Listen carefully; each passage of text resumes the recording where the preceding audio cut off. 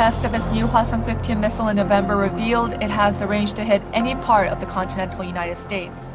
It's a worrying development, but that might not be all. Pyongyang is conducting heat and pressure tests to see whether anthrax could survive a missile's re-entry into the atmosphere. North Korea has reportedly started to test load anthrax onto intercontinental ballistic missiles. Pyongyang wants to know if anthrax can withstand the extreme temperatures it would face when a missile penetrates, goes down through the Earth's atmosphere.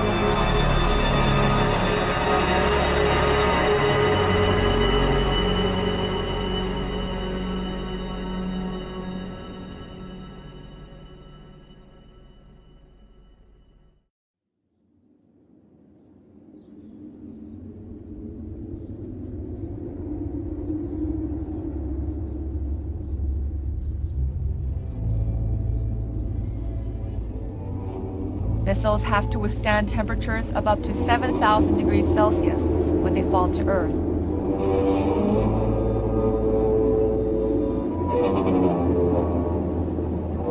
Now, 6 weeks before the Winter Olympics in South Korea, pressure has been mounting on Kim Jong-un to suspend threats of an attack during the event. That now seems highly unlikely. The rogue state warning the US and other nations that support the sanctions will pay a heavy price.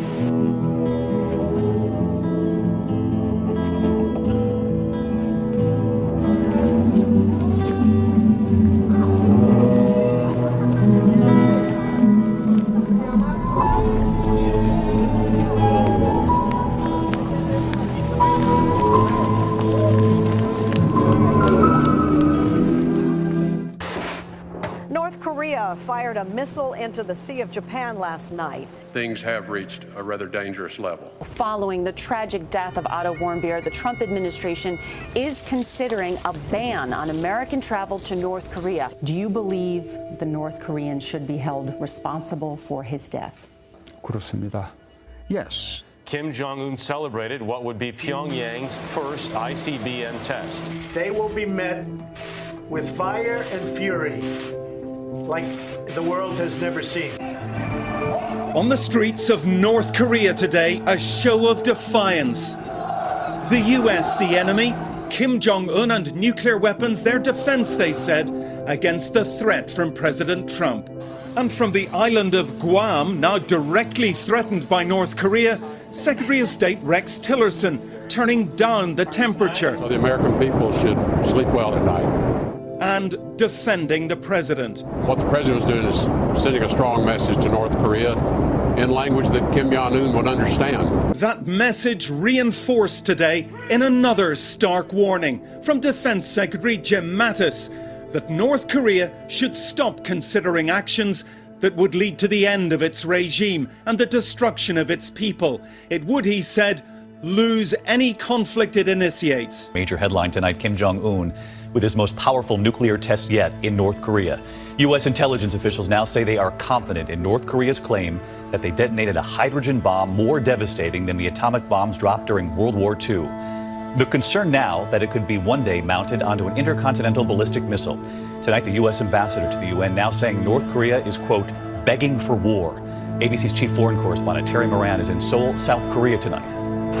Today in South Korea, a show of force. F-15 fighter jets practicing bomb drops.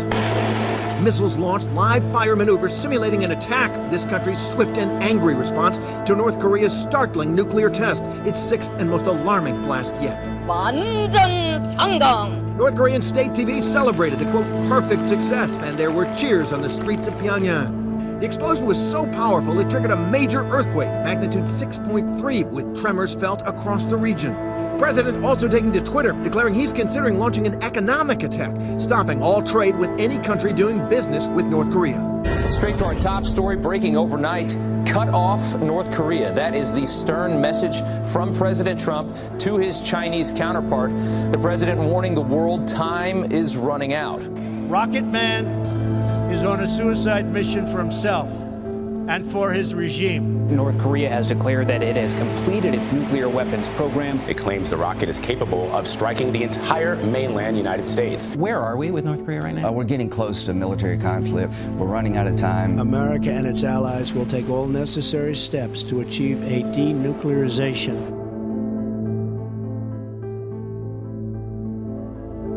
Action on two fronts tonight regarding North Korea. The U.S. is slapping more sanctions on the Hermit Kingdom, and Russia says it is ready and waiting to mediate talks between the U.S. and the Kim Jong-un regime. Correspondent Rich Edson's outside the Winter White House in Mar-a-Lago, Florida, where the president is spending his holiday. Good evening, Rich. Good evening, Mike. And President Trump largely focusing on his domestic agenda through Twitter today. However, it was international events that drew the attention of his administration. The Trump administration refuses to take a holiday from sanctioning North Koreans. The Treasury Department announced the United States is sanctioning two it describes as key leaders of North Korea's unlawful weapons programs. In a statement, quote, Treasury is targeting leaders of North Korea's ballistic missile programs as part of our maximum pressure campaign to isolate the DPRK and achieve a fully denuclearized Korean peninsula.